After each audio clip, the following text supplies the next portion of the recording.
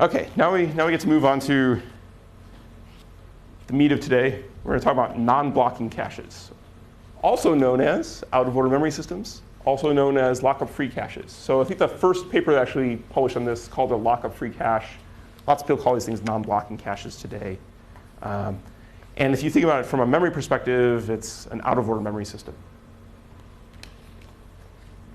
What does non-blocking cache allow you to do? Well, it enables you to have subsequent memory operations occurring from the main processor pipeline, even when you have a miss that was earlier in your instruction sequence. So in all pipelines we've looked at up to this point, you take it, even our out-of-order pipelines, we were talking about them as basically saying when you take a cache miss, you just sort of stop the pipe. Because we couldn't deal with having memory coming out of order, even to our out-of-order processor pipelines. We didn't have enough bits to track all that. Well, now we're going to talk about structures that allow us to track out-of-order memory. So two major things this allows you to do. It allows you to have a cache hit under a miss, and it allows you to have a miss under a miss. So what do I mean by miss under a miss? Well, what I mean by miss under a miss is you do an access, like say a load to some address, it takes a cache miss. And then you have a load, a secondary, but you keep executing your program. And you do another load, and that takes a cache miss also. And you're able to process both these things if you have a non-blocking cache, which allows you to have miss under miss. One of the big points I want to get across today is that this is not only for out-of-order processors. We talked a lot about out-of-order processors. Believe it or not, you can actually hook up a non-blocking cache to an in-order processor, or even a VLIW in-order processor. Now, how do you go about doing that? Well, two major ways that you can do that. One is when you take the cache miss, you mark the variable, or you mark the register as not being there. So when you go to actually read the data, you block. So we'll show an example of that in a few slides up from now. But really what I was just trying to get across here is you can have in-order processors with out-of-order memory systems. And you can have out-of-order processors with out-of-order memory systems. Both these things are possible. OK, so challenge list. Couple big challenges here. There we go. Couple big challenges. If you have multiple out-of-order misses, well, the memory system is going to return data sort of out of order. You have to deal with this somehow. It's possible you might end up in a different memory bank, and the data comes back in different orders that you sent it out in. And this gets hard to deal with. You sent out a cache miss for X, Y, and Z, and they come back in Z, Y, and X order, or something like that. And you need to make sure you're delivering the right data to the right location in the cache, and the right data to the right instruction. So we're going to need some big associative table to go figure this out. Second problem, major challenge here, is lots of times you're going to have a load and a store to the address that you want to take a load and store miss to later. So what do I mean by that? Well, it's pretty common that you are going to be doing loads sequentially through memory. And if the first load in the cache line misses, the second load is also going to miss, but they're on the same cache line. You don't want to send two of those out to the memory system at the same time, because you might confuse the memory system. Worse, let's say if you have a load to one address and a store to another address, but they're both within the same cache line, the load might go out to memory, start getting the new memory. You do the store goes out to memory, and you actually store in the main memory somehow, but you bring in the original load data, and they sort of pass in transit or something like that. The load data passes the store data, and all of a sudden, you're going to have the wrong data in your cache. You don't have the updated data. And the reason that ends up happening is because that store didn't have any place to merge into. It couldn't actually go deposit its data into the cache, for instance. OK, so how do we go about handling this? Well, before we do that, let's look at a timeline here. Time goes from left to right on this graph. At the top here, we have a blocking cache. The blocking cache, you're happily running in the CPU. You do a load, we'll say, or a store. Doesn't really matter in these systems. And you take a cache miss. In the most basic blocking cache, you're going to wait and wait for the cache line to get filled in. And then you can return the data, and then you can keep running the CPU. There's no overlap happening here. But we want to go fast. We want to go faster. If we have a non-blocking cache, we can take a hit under a miss. So what that means is we're running along, and we take a cache miss. This goes out to main memory. But we don't stop the CPU from executing. So let's say it is a load for register 5. Well, as long as no one looks at register 5, does the processor care that we took a cache miss to register 5? Probably not. Now, there might be some complexities around if that load to register 5 takes a trap or something like that, or takes an interrupt. Then it might care, but let's say it doesn't. One of the reasons that this is actually usually safe to do is that you've already done all the memory checks, and you're sort of past the commit point at that point of the processor. Because you're already pretty late in the processor pipe by the time you know you get a cache miss. So it's not too harmful. But then you keep executing here, and you access your cache again, you do a different load, and you get a hit. That's great. You can just keep executing. And it's only when you go to use the data do you stall. And effectively, we've overlapped computation with our miss penalty. And this is pretty nice. Now, something else we can do is we can do misses under misses. So a miss under miss, we're executing along here. We take cache miss, and we send out something out to the main memory system to go get the data. But we don't stop executing. We keep executing. We take another miss, and we send that out to the main memory system. At some point, maybe we actually go to look at the data. Or possibly, maybe we don't actually look at the data until here, and the CPU just keeps executing the whole time. It overlaps multiple memory accesses with computation. So this can be really powerful. And you can do this, as I said, with in-order processor. One thing I do want to say is, usually you have a limited number of outstanding memory accesses. Some small integer, maybe like 4 or 8. There's diminishing returns as you add more and more. But usually, this isn't sort of thousands of outstanding memory accesses. So let's look at the structure here. There's a couple different names for this thing. It depends what school of computer architecture design you come from. If you are from the Alpha or the Digital Equipment Corporation design philosophy, you're going to call this thing a misaddress file. If you come from the Intel school of things, you're going to call this a misstatus handling register. Misstatus handling register actually predates Intel and goes back to, I believe, Control Data Corp.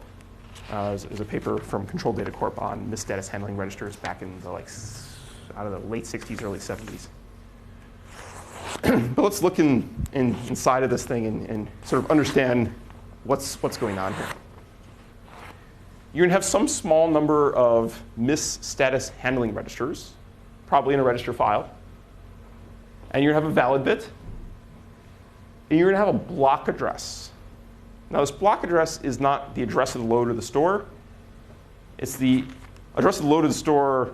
It's the address of the cache line that aligns to that load in the store. Because what we're going to use this structure for is we're going to use this to check subsequent memory accesses or subsequent misses against previous ones that have been going on. And we may have multiple sort of in flight here, and we don't actually need the address of the load or the store.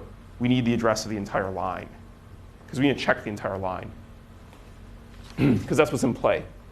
We have a bit here that says whether it's issued or not. Now, why we have that is just because you took a miss doesn't mean it's actually out of the memory system or going to the memory system yet. So you sort of fill this in, and it sits around there until you have some time to go talk to the main memory. And hopefully, that happens quickly. Some architectures that you may not even need this because you might just stall until it actually goes out to main memory. But once it's issued, you tick that bit. And what this allows you to do is it allows you to have multiple misses which are not issued. So if you have a miss under a miss under a miss, then they happen really quickly, you can fill up this table quickly and not actually have to wait for it to stream out to main memory or all the requests out to main memory yet. So that's half of it. And then we have a bunch of load store entries. And with these load store entries, they also have a valid bit, and they have a pointer back to one of these entries here. So this just is a number which says sort of which entry you're in the miss status handling register file. And this is for individual loads or stores that are occurring. So what it allows you to happen is, let's say you have a load miss to address 0, and you have a load miss to address, I don't know, 10. And these both are in the same cache line. You can fill in this table with 2 entries, and they'll actually both point back to the same miss status handling register location. They'll have different offsets. And then in the destination field, you'll fill in which register on the processor they're destined for.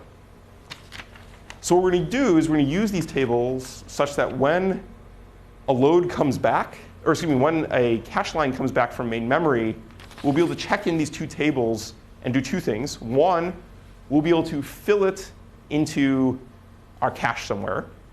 And 2, we'll be able to return the data to the correct destinations. And we'll be able to find which piece of data we need, given the offset in the cache line. Oh, that's a mouthful to say. So this is a little bit of a complicated data structure here to actually work out. Now, I wanted to point out where the associative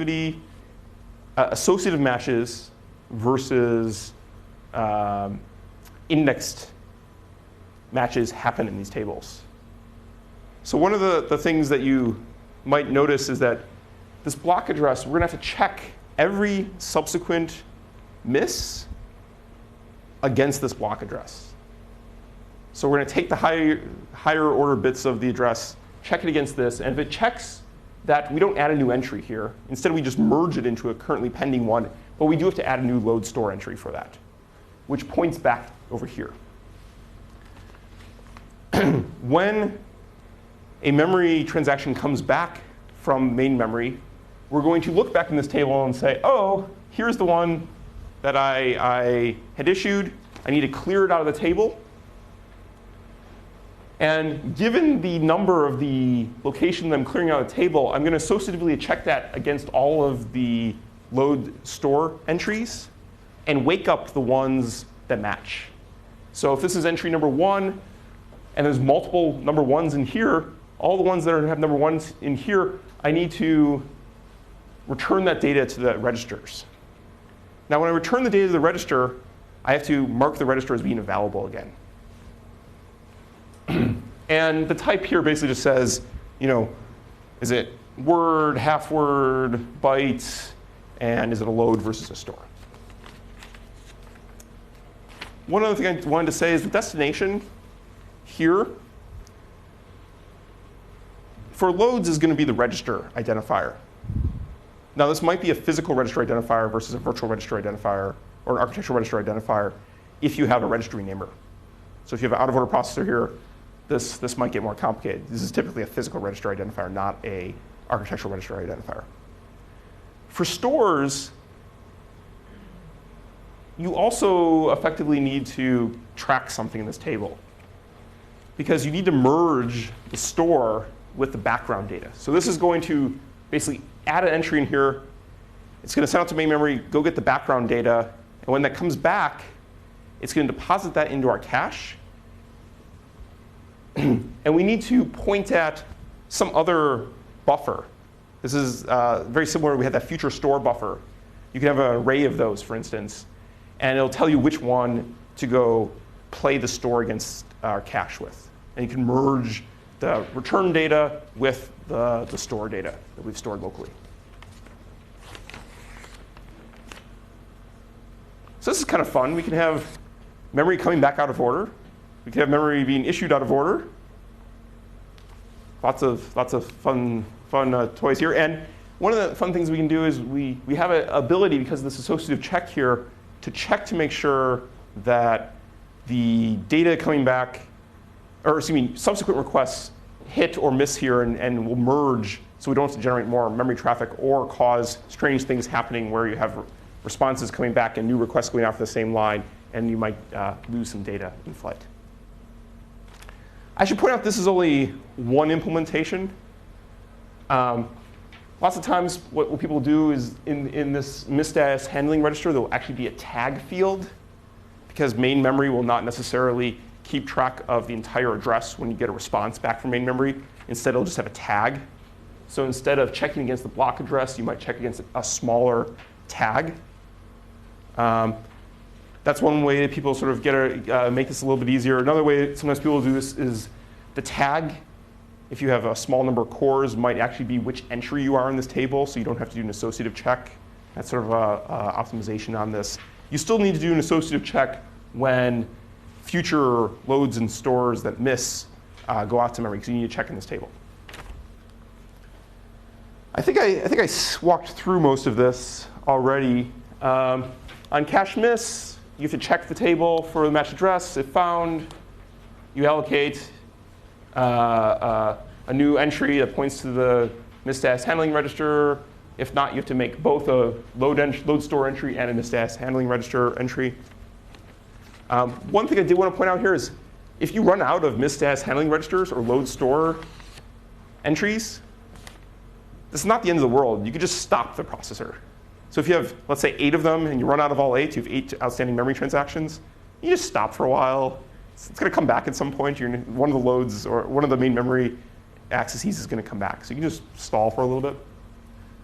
On data return, you need to find the load and store that's waiting for it. Going back to what Bertrand said, it's very possible that the load and store that was waiting on it might have actually disappeared in that time period, well, at least for a load, because you might have a write after a write occurs. That's OK. You still want to fill it into your cache at that point. And of course, you can have multiple loads and stores. When the cache line is completely returned and you've finished checking against all the load and store entries, you want to deallocate both the load and store entries and the misstatus handling register entries. OK, so a little bit of fun here with in-order machines. So you can sort of see how this relatively logically fits into an out-of-order pipeline. If you want to fit this into an in-order pipeline, you can, it's not too hard. You can actually add a scoreboard for each individual register. And when I say scoreboard, you're not tracking where the data is coming from. Instead, there's a special bit saying, this register is out to lunch. This register is out in the memory system. If you try to go access it, just wait, or just stall. And then when the memory, because it's a variable length sort of thing, so your scoreboard can't have, this will be ready in 5 cycles, because you don't know. It's out in the main memory system. On load miss here, you can mark the destination register as busy. When it comes back, you mark it as available, and you uninstall the processor. But if no one actually went to go use that register in the meantime while it was out in main memory, the main processor never stalls, and no one's ever the wiser. OK, so I wanted to, we're almost out of time, so I wanted to pick it up here for a second. So non-blocking caches, they can effectively increase the bandwidth to your lower levels of caches, your sort of L1s. The other thing they can do is they can increase the bandwidth because they can merge misses to your cache. Now, you probably would have actually gotten that anyway if you had a blocking cache. But the misstatus handling register basically allows you to have multiple cache misses merge into one transaction. Your miss penalty is obviously lower because, going back to this picture here, we've overlapped the miss penalty with other useful work.